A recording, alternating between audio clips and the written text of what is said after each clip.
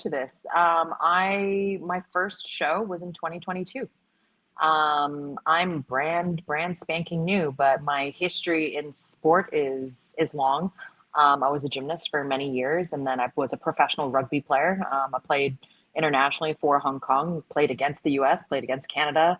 Hung up my boots and started doing powerlifting, and I competed in that for 7 years. And you know what? I was having to cut down to make weight so much for my weight category that I was then like, you know what? I need to put on some muscle, and why don't we do it properly? And you know what? This bodybuilding thing, this looks like a new challenge. This looks really hard. This looks really uncomfortable. Why don't we try that? So I reached out to my coach, who is still my coach to this day, and the rest is history. Yeah, bodybuilding's a tough sport. I mean, there's so much involved in it. Rugby's a tough sport because it's like the equivalent of American football with a real football. We had the pads. I played football in high school, and Oh, y'all don't have the pads. Y'all, sorry. I thought we're gonna have an argument here. You, the real football. I'm sorry. No, yes, we don't need padding. Can I just say, uh, we don't need protection. We just go for it. where football is America. It's America. It always be like America. Yeah, But and rugby's just the rest of the world. That's all. I'm just saying. yeah, whatever. But anyway, yeah, let's agree to disagree. Okay, so but 100%. after that, what was that experience like? As your training has changed, everything's changed, especially coming from athletic background like yourself. It's been really interesting shifting from a team mentality to then, going into a solo sport. With powerlifting, it was great because especially as I was getting on with my career and work, it meant that training time could be dictated around my schedule a little bit more. It's easier to fit in. But then I just realized, I realized I became increasingly obsessed with numbers and progression, the idea of progress, and seeing that very clearly in black and white. Um, and so, you know what, like having that kind of background as a foundation for bodybuilding is something that I'm so grateful for. Chasing numbers, chasing load, chasing reps, and just, progressively getting better and better every session, every week, every month. Bodybuilding has been a lot more consuming when it comes to lifestyle, which has been amazing. I realize I'm someone that really loves structure, and seeing it, and when you see it work, it's like, wow, this is why wouldn't I do this? So it's something that I've really fallen in love with over the past couple of years that I've been doing it. Yeah, bodybuilding, there's like strong regiment, practice, consistency, discipline. So much. It's so much involved in it. And yeah, and also so you were doing powerlifting, you look like you're not much of a, you look like a little, one of my arms is bigger than you, Yeah, my no, whole I was too legs. tall. I was honestly, I used to compete. I competed in IPF. I competed all around Asia. I competed in Australia. Won the Asia Championships. Won Asia Pacific Championships. Won a World Championship in another federation, and now I compete. Now I compete USPA. I competed last year, but I also came second at IPL Worlds in 2021. So something that I was still quite active in. And to be honest, I needed to go up a weight category because I was competing at 132. Um, and that was just getting way too hard, with a strict diet and, trying not to water load or water cut too much and all that stuff. So yeah, it's been an interesting Yeah, journey. yeah, it is. It's, I know quite a few ladies who, you know, did powerlifting as their first sport when they got before they got into bodybuilding. Some ladies who are still bodybuilding doing powerlifting. Like one example, one lady who I'm a fan of, I follow, that's Angela Yo, number two in the Mm. world, the current world champion, or Rise Phoenix world champion. And I think somebody said that you transitioned over to bodybuilding because they didn't. One thing is after a while the heavy lifting get it on your joints. Can really hurt.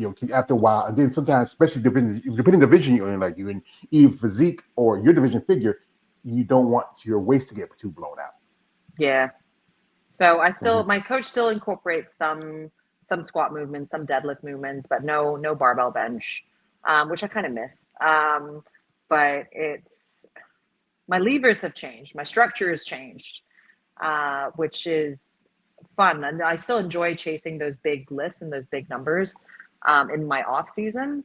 But it's, you know what, after 7 years of competing in powerlifting, I needed a bit of a break. I needed to miss it, to go after it again with the same vigor and intensity that I wanted. And then along the way, I got distracted with bodybuilding, and now I've been wanting to focus on that and really give that my full attention. So it's been really fun. Yeah, you should enjoy yourselves. It's a tough sport. You got to find some pleasure out of it. Hey, we got some people coming in. My man KLA the Wanderer. He also does content and interviews with ladies in sport of bodybuilding. He's a great guy. He says, "Hey, what's popping? Nothing, brother. How about you?" Also, another one of my brother, my man Rush G from Rush G Photography. He's right down for the road from Maya. He lives in Charleston, South Carolina. I'm here in North Carolina. He does Nice. photography. He says, "Good evening, all. Thank you, brother." Also, KL says, wait a minute. He says, oh, wait, go. He says, I hope, it gets better in LA. We do, it's a tough time, it's rebuilding, but you know what, I remember when the riots hit in LA, and Yep. that's been almost 20 years ago. I mean, it took a while for it to recover. Oh, he also has a comment. He says, he goes about to pop up. Yeah, give me a second. It's like he goes acts a little slow sometimes. Here you go. He says, she looks like she's just turned 20. Yeah, she looks Bless your young. heart. It's because we Asian, right? I'm half Malaysian Chinese, and it's, Asian don't raisin. Well, black don't crack because just ask me how old I am. Just look at me and just ask. How old are you? You ask, no, ask, yes. Let's say same age as me. Let's say 34. No, my sweetheart, I am 50. No shit. Yeah, Wow. I have nieces that are older than you or as older than you or older than you, and I have great nieces and nephews. Wow. Yeah, I Wow. Look at one you. one thing is I never had kids and never had the burden of a woman other than my mom. So so we don't Burden. like women, y'all just good for one thing, but I'm Brilliant. just such an old man and kind of, but I'm just having fun, folks. But yeah, oh here we got a gentleman here. He's a fan. My man Balls Deep. He says Schmo gang. I'm a member. Also, he says, good evening, gorgeous. Oh, he's a fan. He also says, what up the salute? Thank you, brother. He says, smash the like button. Appreciate that. Smash the like button if you all like this content, and especially follow me. And also another one, he says, peace and blessings, beautiful. And to quote the other guy, if he was here, he says, this he says, she is beautiful. Brilliant. Yeah. And what was that experience like for you that first time on stage? Because I know, because one thing is when you're playing like sports, like you were gymnasts, you play other sports, you were rugby, it's a different environment compared to those sports. It's totally different. It was super uncomfortable, I'll be honest. In the whole process of my first show, posing was the most uncomfortable. I've always been more of a tomboy. Even apart from rugby and powerlifting, I did strongman as well. I've also dabbled a little bit in jujitsu. It's been very physical, rough, tomboyish sports. And so then going to something like bodybuilding where it's, it's the aesthetics is huge, right? And stage presence and being graceful and elegant was incredibly uncomfortable. My first show, I actually screwed up my posing, but managed to fix things for my second show, which was like a month after, which I then won, which was great. But I think growth happens when you go outside of your comfort zone, and that was what I wanted. That's what attracted me and scared me about bodybuilding. And I was actually, as a side story, in 2021, I was actually attacked in downtown LA. A man came up to me as I was walking my dog, and a man attacked me with a hammer to the face. Smashed me across the face, broke my orbital bone, fractured my orbital bone, fractured my nose. And I had a completely black, my eye went completely black, and I'm lucky to be alive, to be honest. Um, and then I competed at powerlifting nationals 7 weeks later. But that whole experience, like I thought I was going to die. I thought at the very least my eyeball is gone. But also I didn't know what had happened to my brain. Um, but that whole experience and bouncing back from that experience,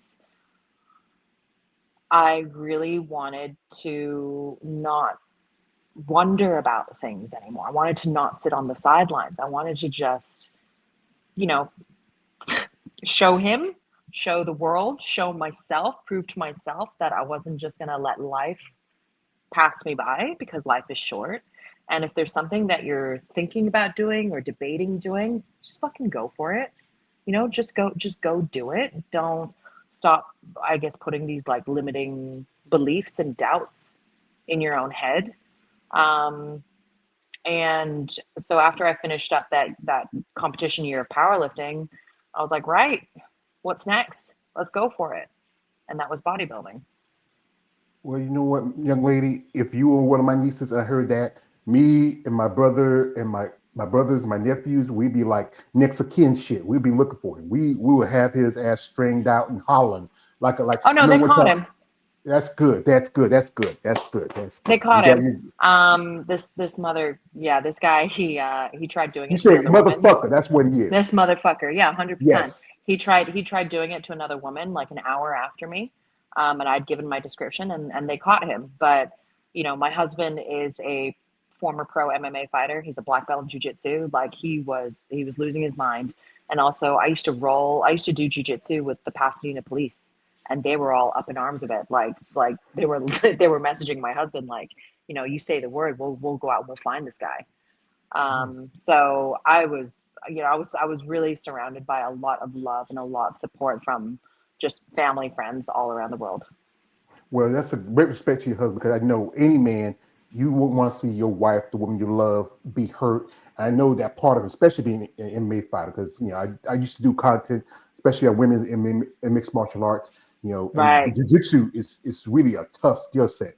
But I grew up as an old boxing fan, and I just remember one time. You've ever heard of his name was Bernard Hopkins? He's an old school boxer. He used to call jiu-jitsu uh, uh, Brazilian blowjob. So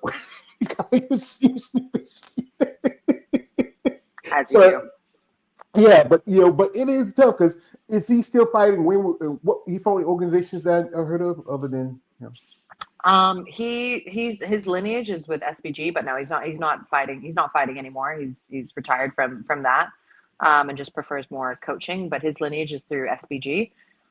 So he used to coach at SBG Manchester. Used to coach at SBG Sydney, we both were rolling at SBG SoCal, out here in Pasadena. So yeah, still Mhm. active, but more just coaching. And what's his name? When did y'all meet? We met in Hong Kong in 2015. Yeah. Y'all been together for that long? Yeah, he's originally from the UK, and I'm originally from Hong Kong, and he happened to be in Hong Kong working. And the fitness world is very small there, and I knew everyone that he was working with, and we met up for a coffee, and the rest is history. Yeah. Kind of hit it off the first date, and we got married in 2018, and decided to move to Los Angeles. And then the following year, decided that we were going to build a gym in LA. And so it's called Hybrid Gym Los Angeles, and it's in downtown.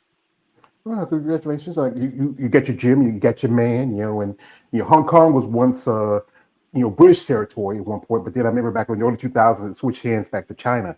Yeah, And did 97. your family still live in Hong Kong, or they're here in the States? My dad is originally from Oregon. But he was working for Nike, and so was my mom. And back in the day, all the rubber tree plantations were out in Malaysia, and so that's how they met. And then they were moving all around Asia, and they just happened to be in Hong Kong when I was born. Um, but no, so my mom's now retired back in Malaysia. My dad is working in Vietnam. They're both divorced, remarried. I've got far too many siblings. Um, but so they're all over that way. My uncle's still in Hong Kong, and then I've got family on the ranch in Oregon and Okay. family in Germany. So all over the place.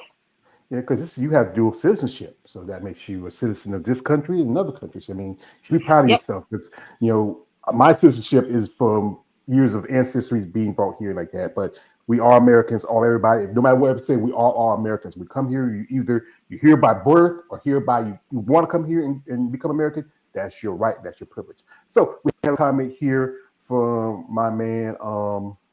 Shout out to my man. Boss. He says, "That's crazy work." Yeah, it is, brother. He said, it's just, damn, like remember, like that's just crazy. And also, he asked a question if you want to answer it. His personally says, she suffers PTSD. Like I said, it's been a while. You still have any Yeah, issues, I especially mean, from the attack? it was interesting. So I was attacked in May 2021.